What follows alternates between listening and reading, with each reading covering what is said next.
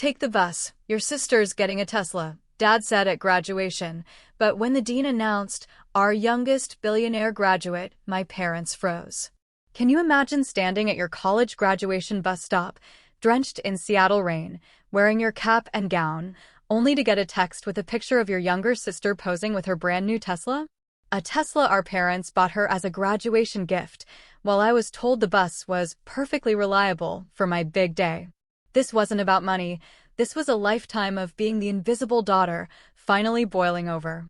And that day, something inside me snapped. My name is Brooke, and I was 22, standing there, utterly humiliated. It wasn't just the drizzling rain or the curious stares from my classmates driving by in their cars. It was that text, lighting up my phone screen.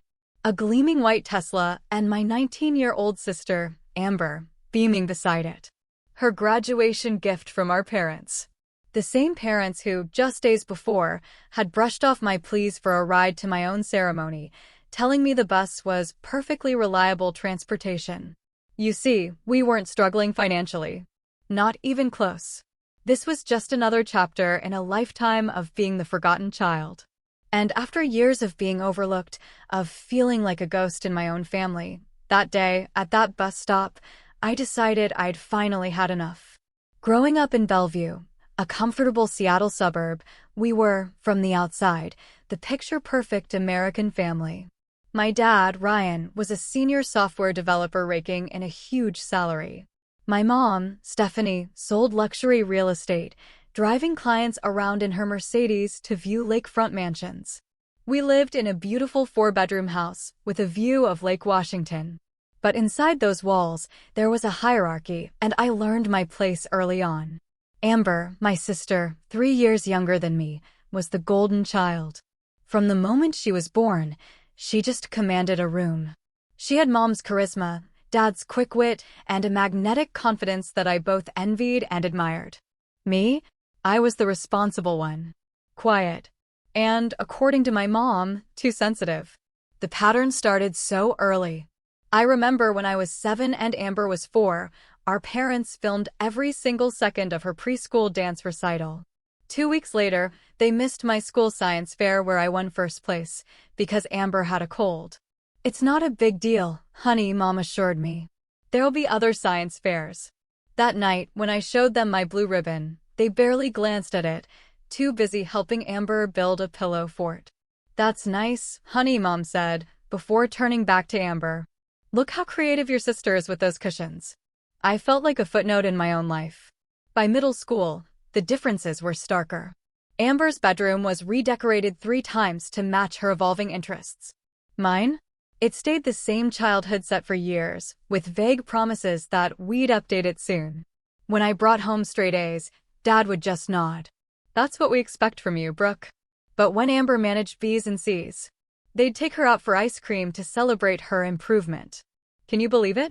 The most glaring example, though, came on our respective 16th birthdays. For mine, we had a modest dinner at my favorite local restaurant, just immediate family. I received practical gifts, a laptop for school, some clothes, and a promise they'd help me find a used car when the time was right. Amber's 16th? They rented a huge venue, hired a DJ, invited 60 of her closest friends. She got designer clothes, jewelry, and the crowning gift, a brand new Honda Civic with a giant red bow on top. When I dared to point out the difference, Mom dismissed me. Amber is more social, honey. She needs these things to build confidence. You've always been so independent. 2 months after Amber got her new Honda, they finally helped me buy my first car, a 10-year-old Toyota with mysterious engine noises and a passenger door that wouldn't open from the inside. It has character, Dad said, slapping the hood, and it'll teach you about car maintenance. It felt like a cruel joke. High school was no different. My parents attended every one of Amber's volleyball games, but only made it to 2 of my debate team competitions, even though my team made it to state finals. When I was accepted to the University of Washington with a partial academic scholarship, they seemed more interested in Amber's upcoming prom. Of course you got in, Mom said, barely looking at my acceptance letter. You've always been smart. Now, do you think Amber should go with the blue dress or the silver for prom? The silver really brings out her eyes. My accomplishments were just expected, never celebrated. The only person who truly saw me was my grandmother, Hannah. My mother's mother, a retired English professor, she valued education and hard work above all else. When my parents missed my high school graduation speech as valedictorian because Amber had a volleyball tournament in Portland, Grandma Hannah was there, front and center, beaming with pride. "They don't see what I see," she told me afterward, squeezing my hand. "But someday you'll build a life where your worth is recognized, Brooke. And it will be beautiful." I clung to those words throughout college. Amber followed in my footsteps to the University of Washington a few years later, despite having much lower grades and test scores. But our college experiences couldn't have been more different. I worked 20 hours a week at the campus library to supplement my scholarship, maintained a 3.9 GPA, and lived frugally in a shared apartment with 3 other students. Amber? She lived in the expensive dorms freshman year, then moved to a luxury apartment popular with sorority girls. She joined a sorority, changed her major 3 times, and maintained what she called a solid C average. My parents paid her full tuition, rent, and gave her a generous monthly allowance. Meanwhile, I stretched every dollar, picked up extra shifts during holidays, just to make ends meet. Throughout all this, I told myself, someday they'll see my accomplishments. Someday they'll be proud of me the way they're proud of Amber. As my college graduation approached, after 4 grueling years, I thought, maybe, just maybe, this would be that moment. I had secured a job interview at a prestigious marketing firm in Portland. I was graduating with honors. Surely now they would see me. I was wrong. But I didn't know just how wrong until the day I found out about Amber's Tesla. My final semester of college was a marathon of all-nighters, coffee-fueled study sessions, balancing work with internship applications. While my classmates were enjoying senior bar crawls and spring break trips, I was pulling double shifts at the library and finalizing my capstone project. Despite the exhaustion, I maintained my 3.9 GPA and even secured a promising job interview at Horizon Marketing in Portland. All while my ancient Toyota made increasingly concerning noises whenever I drove over 40 miles per hour. 3 weeks before graduation, I called my parents to discuss logistics for the big day. I'd been dropping hints for months that my car probably wouldn't make it to graduation, especially since the ceremony was at the main campus, a good 30 minutes from my apartment. So, about graduation day, I said, twisting the phone cord around my finger as I paced my tiny bedroom, "I'm a bit worried about transportation. The Toyota is making that knocking sound again, and the mechanic says it might be the transmission." My father replied, clearly distracted. I could hear him typing on his keyboard in the background. "Can't one of your roommates drive you? They're all participating in the ceremony too, Dad. We all need to be there early for lineup." "Well, we'll figure something out," my mother chimed in from the extension. "By the way, did we tell you Amber made Dean's List this semester? Her advisor says if she keeps this up, she might graduate a semester early." I bit my lip, knowing that Amber's Dean's List at the School of Communications required only a 3.2 GPA, nowhere near my consistent 3.9. Still, I congratulated them and tried once more to address my transportation concerns. "I was thinking maybe—" "Oh, honey, can we talk about this later?" my mother interrupted. "Your father and I are heading out to look at something special for Amber. We'll call you tomorrow." They hung up before I could respond. 2 days later, I stopped by my parents' house to pick up some winter clothes. They weren't expecting me. As I let myself in with my key, I overheard them talking excitedly in the kitchen. "Amber's going to flip when she sees it," my father was saying. "The white interior is perfect." "I know," Mom replied. "And the salesman said we can have it ready by next weekend. Just in time for Brooke's graduation. Amber can drive it there and show everyone." I froze in the hallway, my heart pounding. "Don't you think it's a bit much for a freshman?" my father asked, though his tone suggested he'd already been convinced. "A Tesla is a serious car." "Ryan," Mom countered. She maintained AB average this year while adjusting to college and sorority life. "That deserves recognition. Besides, her Honda is already 2 years old, and all her sorority sisters are getting new cars for sophomore year." I must have made a noise because they both looked up, startled to see me standing in the doorway. Brooke. We didn't hear you come in, my mother said, quickly closing the laptop they'd been looking at. I came to get my winter stuff, I said quietly. What's this about a Tesla?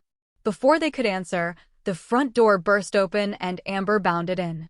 Her sorority tote bag slung over one shoulder, her blonde hair perfectly styled despite the Seattle drizzle. Mom, Dad, guess what? Kylie's parents got her a Range Rover for sophomore year, and it's absolutely, she stopped short when she saw me. Oh, hey Brooke. What are you doing here? My parents exchanged a look that confirmed everything I'd overheard. My mother recovered first, her real estate smile sliding into place. Actually, we have some exciting news, she said, putting her arm around Amber. We were going to wait, but since everyone's here. Amber, honey, in recognition of your hard work this year, and since Brooke's graduating next week, my father finished for her, beaming with pride.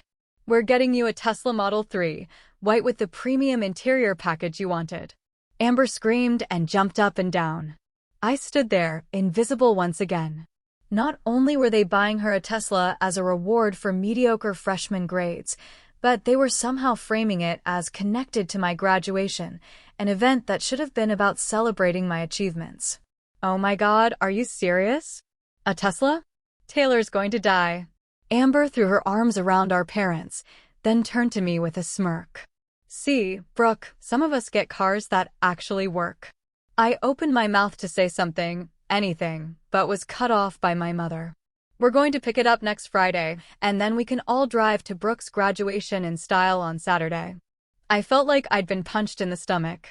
Not only was my graduation being overshadowed, but they hadn't even considered how I would get to my own ceremony. I was just expected to ride along in Amber's new Tesla, like an afterthought. I mumbled something about needing to get my clothes and fled to the basement, tears burning my eyes. As I stuffed sweaters into a duffel bag, I could hear them upstairs, excitedly discussing features and color options. That night, back in my apartment, I broke down telling my roommate Jessica what had happened. Your parents are buying your teenage sister a Tesla while you can barely afford oil changes for your death trap? Jessica was furious on my behalf.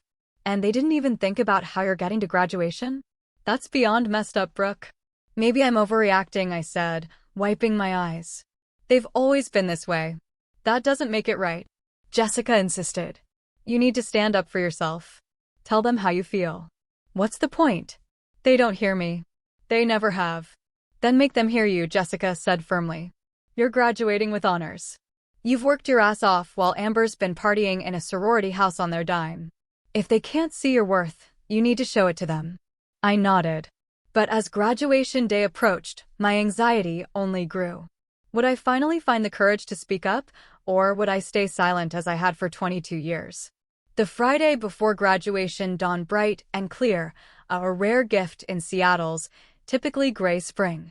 I woke up early to take my final exam in marketing analytics, the last hurdle before officially completing my degree.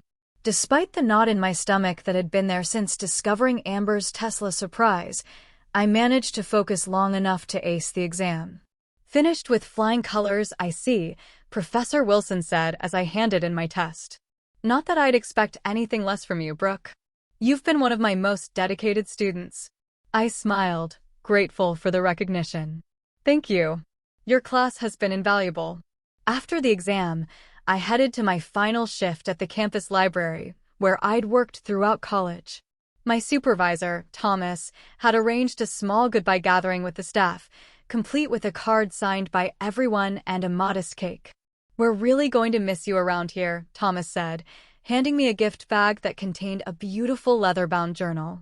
For years, without a single late arrival or missed shift, you've set the bar impossibly high for your replacement. I blinked back tears, touched by the gesture. Thank you all so much. This job has been a lifeline for me. After saying my goodbyes, I checked my phone to find 3 missed calls from my mother. I called her back as I walked to my apartment. Brooke, finally, she answered on the first ring. We're at the Tesla dealership picking up Amber's car. It's absolutely stunning. White exterior with white vegan leather interior. Premium everything. That's great, I managed, swallowing the lump in my throat. About tomorrow. Yes, that's why I'm calling, she interrupted. The ceremony starts at 1 p.m., right? We'll need to leave early to find parking. Your father thinks we should get there by 11:30 to get good seats. Mom, I said firmly, I need to be there by 10 a.m. for graduate lineup. I've been trying to talk to you about transportation all week. Oh. She paused, as if this thought hadn't occurred to her. Well, we'll be busy getting Amber's car ready for its first big drive. Can you just take the bus? There's a direct route from your apartment to campus, isn't there? I stopped walking, stunned by her casual suggestion. You want me to take the bus to my college graduation in my cap and gown? It's just practical, honey. Everyone else will be with us in Amber's new Tesla, and there won't be room if we need to take your grandmother, too. The bus is perfectly reliable transportation. The world seemed to tilt around me. Everyone else, as if I weren't part of the family. As if I were some distant acquaintance who needed to find my own way to the event.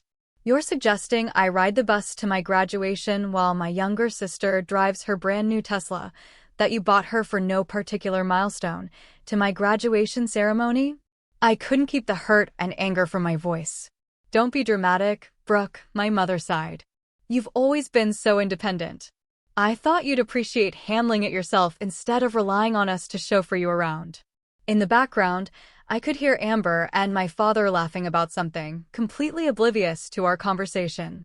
I have to go, I said, my voice thick with unshed tears. Amber's special day is waiting. It's the practical solution, my mother repeated, either missing or ignoring my sarcasm. We'll see you at the ceremony tomorrow. Don't forget to wear that nice dress under your gown. I hung up and stood frozen on the sidewalk, people streaming past me on their way to Friday evening activities. A mixture of emotions washed over me, shock, hurt, anger, and finally, a strange sense of clarity. This was who my parents were. This had always been who they were. No achievement of mine would ever measure up to Amber's mere existence. I dialed my grandmother's number with shaking hands. Grandma Hannah, it's Brooke. There's my graduate. Her warm voice instantly provided comfort. Are you ready for tomorrow? They're making me take the bus. I blurted out, tears finally spilling over, to my own graduation, because they're busy with Amber's new Tesla. There was a long pause before my grandmother spoke, her voice unusually hard. They did what? Through broken sobs, I explained everything, the Tesla, the transportation issue, years of being overlooked and undervalued. Oh, my darling girl, Grandma Hannah said when I finished. I wish I could say I'm surprised, but I've watched this pattern for too long. Your mother did the same thing to your Aunt Carol when they were growing up. What do I do? I asked, feeling like a lost child despite being a college graduate.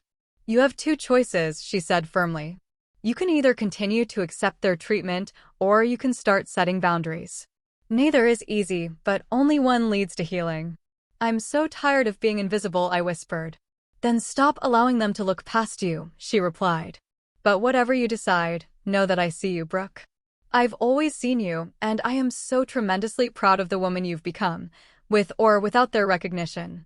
After talking with my grandmother, I returned to my apartment and spent the evening preparing for graduation. I carefully ironed my gown, polished my dress shoes, and set out the sensible navy blue dress my mother had insisted I wear, one that wouldn't call attention to myself. As I hung up the gown, my phone pinged with a text from my childhood friend, Mia. Can't wait to see you walk tomorrow. You've worked so hard for this. Let me know if you need anything at all. I stared at the message, grateful for the people who did value me. Perhaps that was the key, focusing on those who saw me, rather than lamenting those who didn't. I set my alarm for 7 a.m., determined to get through graduation with dignity, even if it meant riding the bus in my cap and gown. Tomorrow would be my day, even if my family couldn't see that. And maybe, just maybe, it would also be the day I finally found my voice. The morning of graduation, I woke before my alarm, a sliver of light filtering through my thin curtains. For a brief, blissful moment, I felt only excitement. I was graduating today, the culmination of 4 years of hard work and determination. Then reality crashed back as I remembered I'd be taking the bus to my own ceremony. I checked my phone to find congratulatory texts from friends and a single message from my mother. Don't forget we're meeting by the main entrance at 12:30. Amber wants to take family photos with her new car. No congratulations. No, we're proud of you. Just logistics, centered around Amber and her Tesla. I took a deep breath and got ready, carefully doing my makeup and hair before putting on the navy dress and my honors cords. As I placed the cap on my head and looked in the mirror, I felt a surge of pride despite everything. I had done this. Me. Not my parents' money or connections, just my own hard work and persistence. My roommates had already left for the ceremony, each with their own families coming to pick them up. The apartment was quiet as I gathered my things, took one last look around, and headed out to the bus stop 3 blocks away. The Seattle morning was gray and misty, a light rain starting to fall as I walked. I clutched my cap to keep it from blowing away, already feeling droplets soaking into my gown. By the time I reached the bus stop, the rain had picked up, and I huddled under the small shelter, trying to keep my graduation attire dry. A car honked as it drove past, and I looked up to see classmates from my marketing program waving from inside, their families driving them to the ceremony. I forced a smile and waved back, then turned away quickly, not wanting them to stop and ask why I was at a bus stop in my cap and gown. "Graduating today, dear?" a voice asked. I turned to see an elderly woman with kind eyes sitting on the bench, an umbrella clutched in her gnarled hands. "Yes," I replied, trying to sound cheerful. "University of Washington." "And you're taking the bus?" She looked surprised. "My family had other transportation arrangements," I said diplomatically. The woman studied me for a moment, then patted the seat beside her. "I'm Doris. Sit down before you get any wetter." I sat, grateful for the company and the shelter of her large umbrella. "Let me guess," Doris said. "Family drama." I laughed to spite myself. "Is it that obvious?" "Only to someone who's been there," she replied. "I graduated from nursing school in 1962. My parents didn't come because they were attending my brother's baseball game. I took 2 buses in my white uniform and cap." "How did you handle it?" I asked, suddenly eager for her wisdom. "Not well at first," Doris admitted. "I was angry for years. But eventually, I realized that their failure to see my worth didn't diminish it. It just showed their limitations, not mine." Before I could respond, the bus arrived, its brakes squealing as it pulled up to the curb.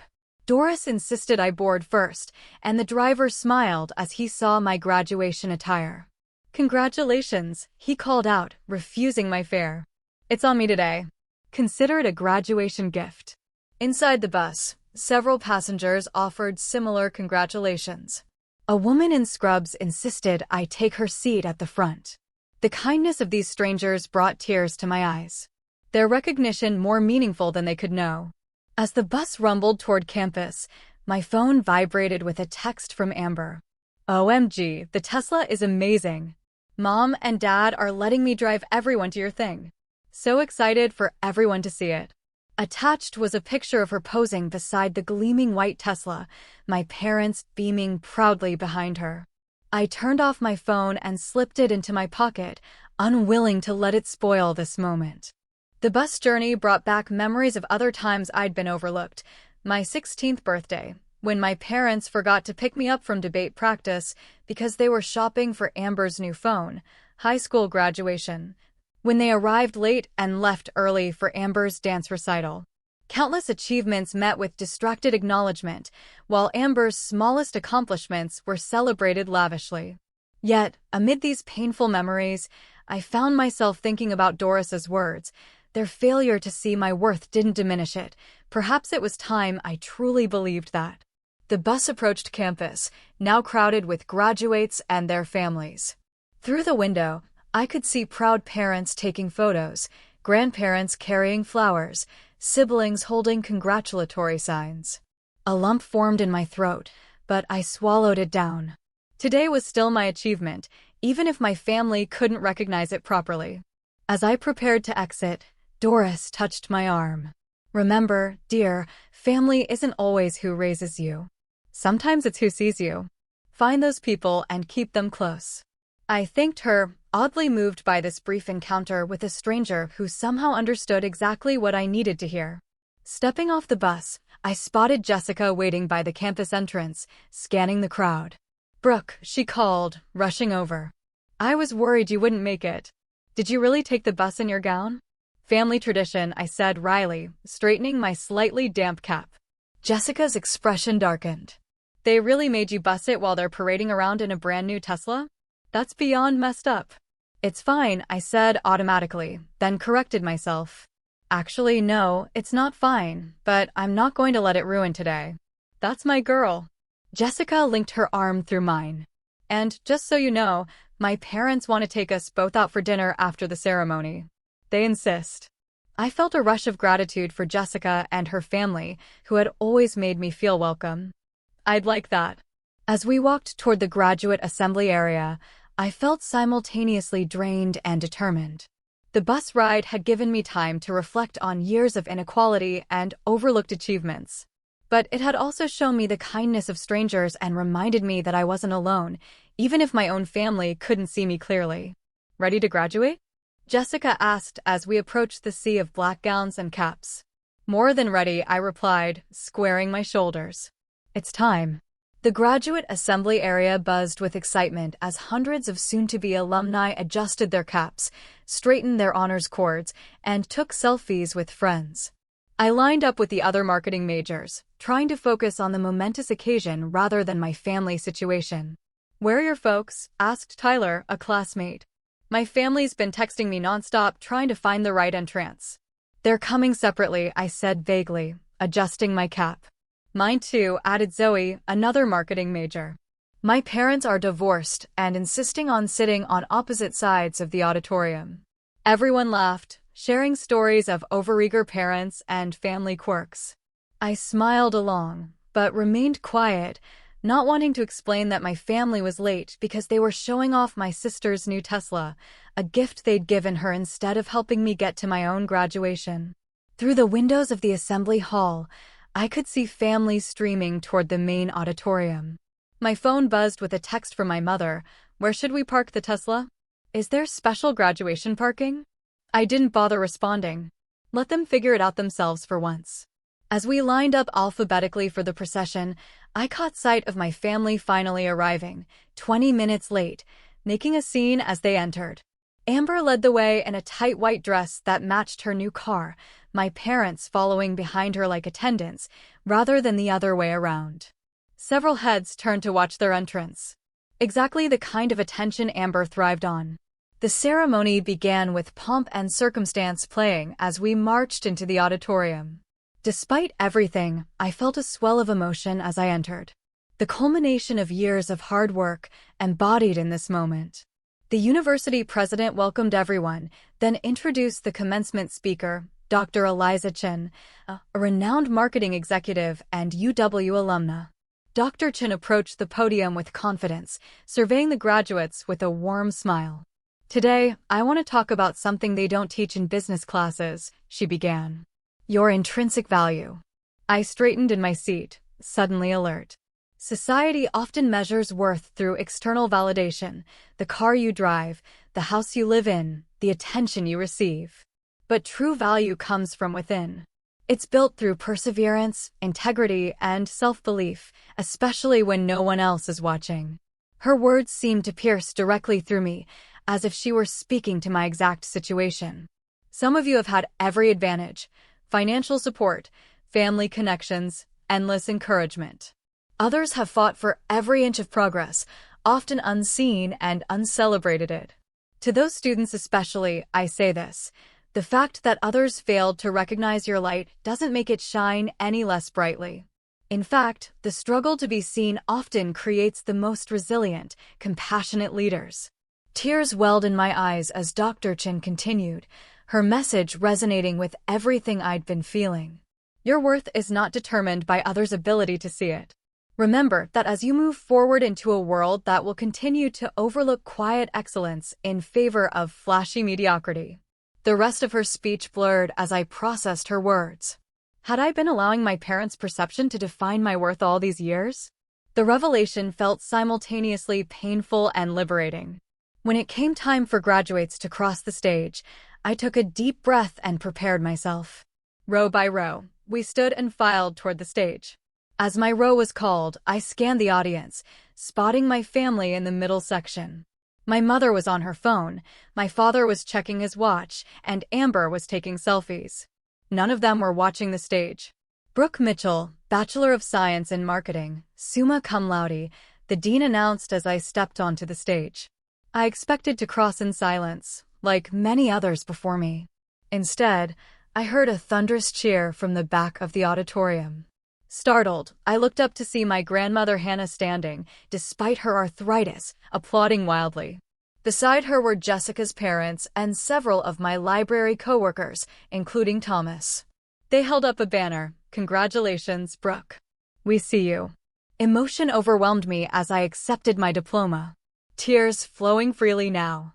These people, some related by blood, others by circumstance, had made the effort to be here, fully present for me. They saw me. They celebrated me. And in that moment, it was enough. As I returned to my seat, I glanced at my family. My parents looked confused and embarrassed by the unexpected cheering section. Amber appeared annoyed that attention had been diverted from her. For once, I didn't care about their reactions. After the ceremony, graduates flooded into the courtyard to meet their families. I found my grandmother first, pulling her into a tight hug. "You came," I whispered, still in disbelief. "Your doctor said the trip would be too much with your arthritis." "Wild horses couldn't have kept me away," Grandma Hannah replied, cupping my face in her hands. "I'm so proud of you, my brilliant girl." Thomas and my other coworkers offered congratulations before tactfully withdrawing to give me time with family. Jessica's parents insisted on taking photos of me with my diploma, treating the moment with the reverence it deserved. It was in this warm bubble of genuine celebration that my parents and Amber finally found me. "There you are," my mother exclaimed, as if I'd been the one who was difficult to locate. "We've been looking everywhere. Who are all those people cheering for you?" "It was a bit much, don't you think?" "Those were people who wanted to celebrate with me," I said simply. "Well, we need to take family photos by Amber's new car before the parking fee increases," my father said, checking his watch again. "The Tesla is parked in the VIP section. Had to pay extra, but worth it for the statement it makes." "Seriously, Brooke, wait until you see it." Amber gushed, completely oblivious to the significance of the day. "The interior is amazing. Everyone's been stopping to look at it. Some guy even asked if I was a professional model doing a Tesla promotion." Something inside me finally snapped. Quietly. Definitively. For years of working myself to exhaustion. For years of maintaining near-perfect grades while working part-time. For years of watching my sister get everything handed to her while I struggled. And now, on what should have been my day, they couldn't even pretend to care about my achievement. "No," I said, the word coming out clear and firm. "No, what?" my mother asked, already turning toward the parking lot. "No, I will not take family photos by Amber's Tesla on my graduation day." My father frowned. "Don't be difficult, Brooke. It's just a few pictures." "It's never just been about pictures," I said, my voice gaining strength. "It's about a lifetime of being treated as less than. It's about you buying my teenage sister a luxury car while making me take the bus to my own graduation. It's about showing up late to my ceremony because you were too busy fawning over Amber and her new toy." "That's not fair," my mother protested, looking around nervously as nearby families glanced our way. "We've always supported you." "Have you?" I asked, surprising myself with my calm. "When is the last time you attended any event that mattered to me without checking your watch or leaving early for something of Amber's? When have you ever celebrated my achievements with even half the enthusiasm you show for her mediocre ones?" "I got good grades this year," Amber interjected, indignant. "You got C's with a few B's at a university Dad's donations helped you get into, while living in a luxury apartment they pay for with a monthly allowance that exceeds what I make working 20 hours a week." I replied. "And for that, you got a Tesla." "I graduated summa cum laude while working throughout college, and I got a bus ticket." My father's face reddened. "That's completely different. Amber needs more support. You've always been independent." "I had to be independent," I said quietly. "You never gave me any other choice." Is that what this is about? My mother asked, her voice rising. A car? If you wanted a car, you should have said something. This isn't about the car, my grandmother interjected, stepping forward. This is about seeing your daughter. Really seeing her for the first time in 22 years. My parents turned to her in surprise, as if just noticing her presence. Mom, this isn't the place, my mother began. If not now, when? Grandma Hannah interrupted. I've watched this pattern for decades. Carol was treated the same way you treat Brooke. Invisible, unless performing some service for the family, and now you're continuing the cycle with your own daughters. My mother paled at the mention of her sister, my Aunt Carol, who had limited contact with the family. Brooke has worked harder than anyone I know, my grandmother continued. She deserved to have her parents drive her to graduation at minimum. She deserved celebration, recognition, and respect, not to be an afterthought to Amber's new car. A small crowd had gathered, watching the drama unfold. I felt a hand slip into mine and turned to see Jessica standing beside me in silent support. I need to go, I said, suddenly exhausted by the confrontation. My friend's family has invited me to a graduation dinner. People who actually want to celebrate with me. Brooke, you can't just walk away from your family, my father protested. Watch me, I replied, then turned to leave with Jessica, Grandma Hannah following behind us. As we walked away, I heard Amber ask in a confused voice, so, are we not taking pictures with the Tesla? And for the first time in years, I found myself laughing, genuinely laughing, at the absurdity of it all. In standing up for myself, I discovered a strength I hadn't known I possessed. Whether my family recognized my worth or not, I finally did. After the graduation ceremony, Jessica's parents took us to a lovely dinner at a waterfront restaurant. They ordered champagne, made heartfelt toasts to my achievement, and treated me like family. Grandma Hannah joined us, her eyes twinkling with pride every time she looked my way. For those few hours, I allowed myself to bask in the celebration I deserved. To Brooke, Jessica's father said, raising his glass, whose determination and brilliance will take her wherever she wants to go. And who finally found her voice today, Grandma Hannah added with a wink. By the time we finished dinner, my phone showed 12 missed calls and 23 text messages from my parents and Amber. I silenced it and slipped it back into my purse. Whatever crisis they were experiencing could wait until tomorrow. Today was mine. Jessica offered to let me stay at her parents' hotel, but I declined. I needed to face my apartment and whatever awaited me there on my own terms. Grandma Hannah squeezed my hand before getting into Jessica's parents' car. Remember, standing up for yourself isn't a one-time event, she said softly. It's a practice. Be gentle with yourself if you falter. I nodded, grateful for her wisdom, and took the bus back to my apartment. As we rounded the corner onto my street, I saw my parents' Mercedes parked outside my building. They were sitting inside, waiting. Taking a deep breath, I got off the bus and approached their car. My mother spotted me first, nudging my father, who had been dozing in the passenger seat. They scrambled out, both looking uncharacteristically disheveled. Brooke, my mother rushed toward me. We've been calling for hours. Where have you been? At my graduation dinner, I replied calmly, with people who wanted to celebrate with me. We need to talk, my father said, his authoritative tone returning. This scene you caused today was completely inappropriate. Let's go inside, I suggested, not wanting to have this conversation on the street. My roommates are gone for the weekend. Once in my apartment, my parents took in the modest surroundings with poorly concealed dismay. My father paced the small living room while my mother perched uncomfortably on our second-hand couch. Brooke, my father began, I understand you were upset about transportation arrangements today, but publicly embarrassing your family was unacceptable. Is that what you think happened? I asked. That I was throwing a tantrum over a ride? What else could it be? My mother threw up her hands. We've given you everything. We paid for your education. I had a scholarship, I interrupted, and worked 20 hours a week to cover living expenses. We would have helped if you'd asked, my father countered. You've always been so independent, so capable. Amber needs more support. No, I said firmly. Amber gets more support. There's a difference. That's ridiculous. My mother scoffed. We've always treated you both fairly. Really? I walked to my bedroom and returned with a shoebox. Let me show you something. I opened the box and began laying out items on the coffee table. A birthday card from when I turned 16 with a $50 gift card inside. Next to it, a photo of Amber's 16th birthday showing her with her new Honda. My high school graduation announcement alongside a bank statement showing the $200 my parents deposited as a gift. A newspaper clipping of Amber's volleyball team with my parents prominently featured in the stands. My college acceptance letter with no congratulatory note. And finally, a bus ticket from earlier that day. This is a record of inequality, I said quietly, not in one dramatic moment, but in 1,000 small ones over many years. My parents stared at the items, momentarily speechless. You've kept all this? My mother finally asked, her voice small. Not to throw it in your faces someday, I explained.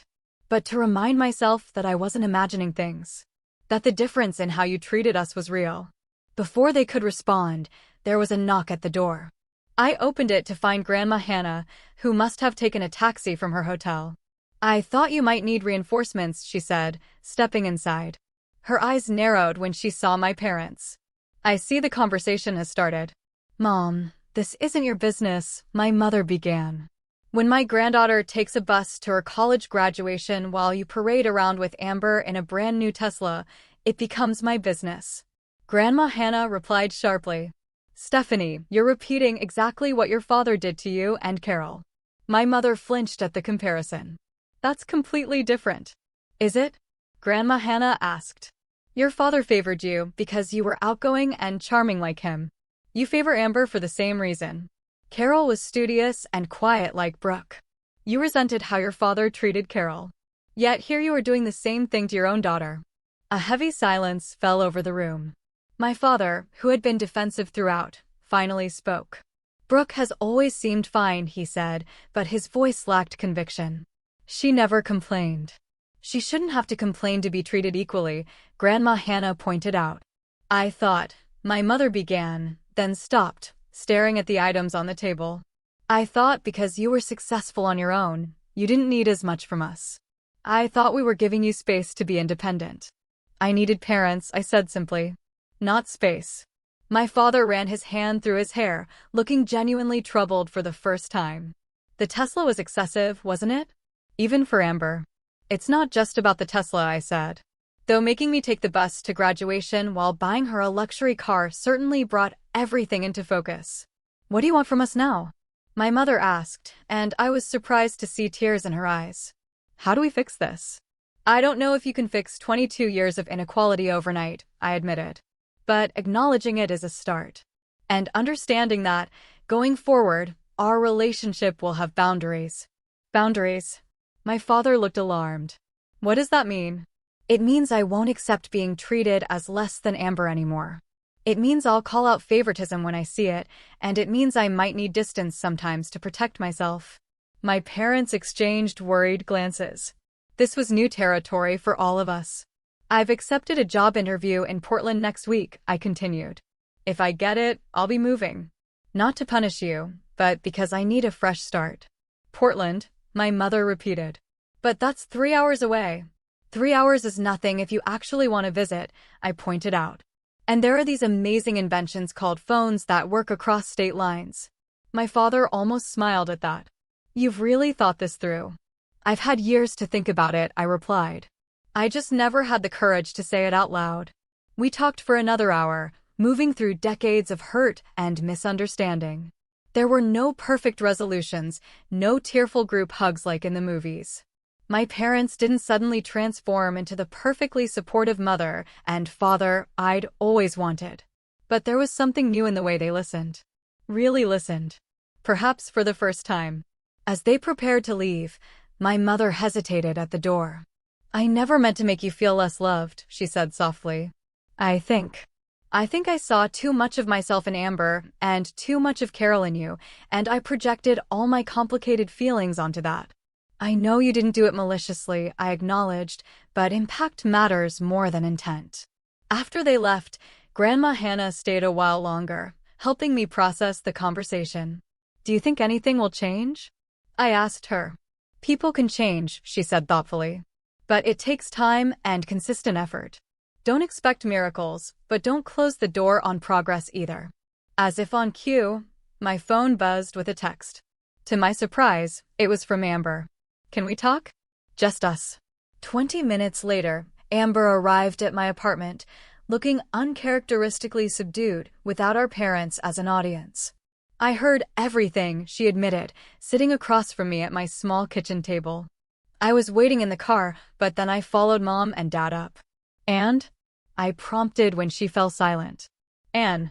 I never realized, she said, picking at her perfectly manicured nails. I knew I got more stuff, but I thought. I don't know what I thought. That you didn't care about material things. That you were above it all somehow. I'm not above wanting to be valued, I said quietly. Amber nodded, looking genuinely troubled. I've been pretty awful, haven't I? You were a kid responding to the dynamic our parents created, I said, surprising myself with the generosity of the statement. We both were. Still, she bit her lip. I'm sorry, Brooke. And she hesitated. I told Dad I don't want the Tesla. It feels gross now. I raised an eyebrow, genuinely shocked. Really? Don't look so surprised, she said with a hint of her usual attitude. I can occasionally do the right thing. We talked for another hour, awkwardly at first, then with increasing honesty. It wasn't a perfect reconciliation. Too much water under that bridge. But it felt like the beginning of a different kind of relationship, one based on who we actually were, not the roles we'd been assigned in our family drama. As Amber was leaving, she turned back with unexpected vulnerability in her eyes. Hey, if you get that job in Portland, maybe I could visit sometime? See what your life is like there. I'd like that, I said, and meant it. Later that night, as I sat alone in my quiet apartment, my phone rang. It was Thomas from the library. Sorry to call so late, he said. But I just heard from my friend at Horizon Marketing in Portland. They want to interview you next week. And Brooke. They're really excited about your application. I smiled, feeling a sense of possibility opening before me. So am I, Thomas. So am I. 1 month after graduation, I stood in my nearly empty apartment, surrounded by boxes. The Portland job offer had come through, a junior marketing position at Horizon with potential for growth. The salary wasn't extraordinary, but it was enough for a modest studio apartment and a fresh start. More importantly, it was something I had earned entirely on my own merit. Jessica sat cross-legged on the floor, helping me sort through the last of my belongings. I still can't believe you're really leaving, she said, carefully wrapping a framed photo of us from freshman year. I can hardly believe it myself, I admitted, but it feels right. The months since graduation had brought unexpected changes in my family dynamic. There had been no dramatic transformation. My parents hadn't suddenly become perfectly attuned to my needs, but there were small shifts that suggested they were at least trying. The previous weekend, my father had asked me to lunch, just the two of us, something that had never happened before. We sat across from each other at a local cafe, initially awkward without Amber or my mother to fill the silence. I've been thinking a lot about what you said, he finally offered, stirring his coffee unnecessarily, about always feeling overlooked. I waited, giving him space to continue. I think, he said slowly, I assumed that because you were so capable, you didn't need as much from me. I focused on Amber because she seemed to need more guidance, more attention. He looked up, meeting my eyes. But that wasn't fair to you. No, I agreed. It wasn't. I can't change the past, he continued. But I want you to know that I see how hard you've worked, how much you've accomplished on your own, and I'm sorry I wasn't there for more of it. It wasn't everything, but it was something. An acknowledgement I'd been waiting years to hear. I'd like to help with your moving expenses, he added. Not because you need it, but because I want to support this new chapter. Initially, I wanted to refuse, to prove I could do it entirely on my own, but I realized that accepting help didn't diminish my independence. Sometimes, support was just support. Thank you, I said. I'd appreciate that. My mother's attempts at connection were more awkward, but equally sincere. She'd invited me for coffee the day after my lunch with Dad, clearly having coordinated their efforts. Portland has some beautiful neighborhoods, she said, having researched the city extensively. The Pearl District is supposed to be very trendy for young professionals. It's also very expensive, I pointed out. I'll be in a smaller neighborhood across the river.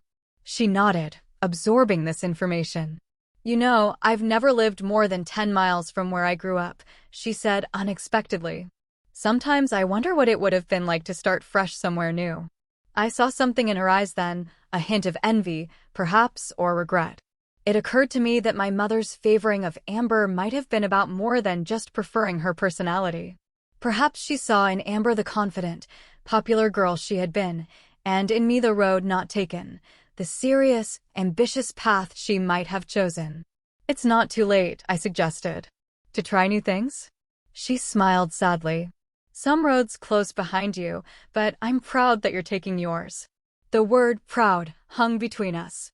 Unfamiliar, but welcome. Even Amber had shown surprising growth.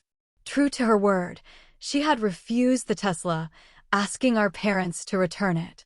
Instead, she kept her Honda and suggested they donate the difference to a scholarship fund.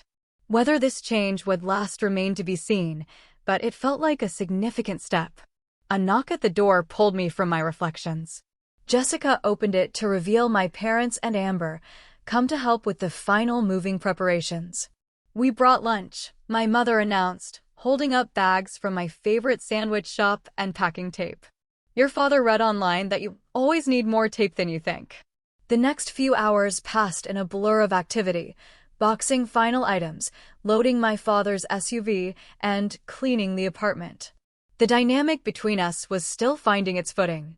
Conversations sometimes stalled into awkward silences, but the effort on all sides was tangible. As we prepared to caravan to Portland, my parents driving the loaded SUV while I followed in my newly reliable used car, a graduation gift from Grandma Hannah, Amber pulled me aside. I found this, she said, handing me a small box. It was in the storage closet at home.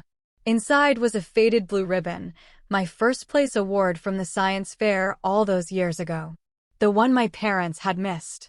I don't know why I kept it, Amber admitted. Maybe even then I knew it mattered. I looked at my sister, really looked at her, and saw something new. Not the golden child who had everything handed to her, but a young woman beginning to recognize her role in our family's complicated dynamic. Thank you, I said simply, tucking the ribbon into my purse. The drive to Portland marked both an ending and a beginning. As Seattle faded in my rearview mirror, I felt a weight lifting. Not the complete resolution of 22 years of family history, but the liberation of having finally spoken my truth. My new apartment was tiny but mine. A clean slate in a city where no one knew me as Amber's sister or the responsible one. As my parents helped carry boxes up 3 flights of stairs, I watched them taking in the modest space with new eyes, not judging, but seeing my choices as valid on their own terms. After everything was unloaded, we stood awkwardly in the small living area, the moment of departure hanging between us. Well, my father said, jingling his car keys. I guess we should hit the road if we want to make it back before dark. Thank you, I said, for helping with the move. Of course, my mother replied. That's what family does. The phrase struck me as both ironic and hopeful, a statement of what should have been all along, and perhaps what could be going forward. As they prepared to leave, my mother hesitated, then pulled me into a hug, tighter and longer than any I could remember. I'm so proud of you, Brooke, she whispered. I should have said that more often. After they left, I stood alone in my new apartment, surrounded by boxes yet to be unpacked and a future yet to be written. The journey from invisibility to empowerment wasn't complete. Such transformations never are. But I had taken the crucial first step of recognizing my own worth, regardless of whether others could see it. My phone pinged with a text from Grandma Hannah. How does it feel to be exactly where you're meant to be? I smiled, looking out the window at my new city stretching before me. Like the beginning of something important, I typed back. The bus ride to graduation had been painful, but perhaps necessary. The final indignity that pushed me to claim my voice and my value. In the end, the greatest graduation gift wasn't a car or even recognition from my parents.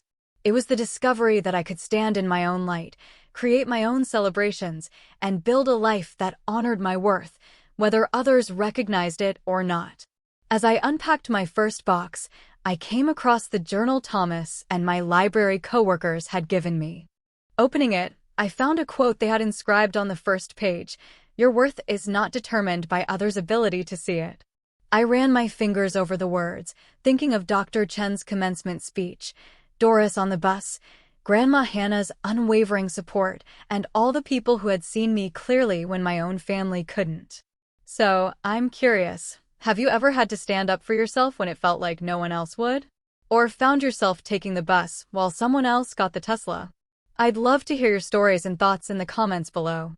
Don't forget to like this video if it resonated with you, subscribe for more real-life stories, and share with someone who might need a reminder of their own worth. Remember, sometimes the most important journeys start with a single bus ride or a single moment of standing in your truth. Thank you for listening. Take care and good luck out there.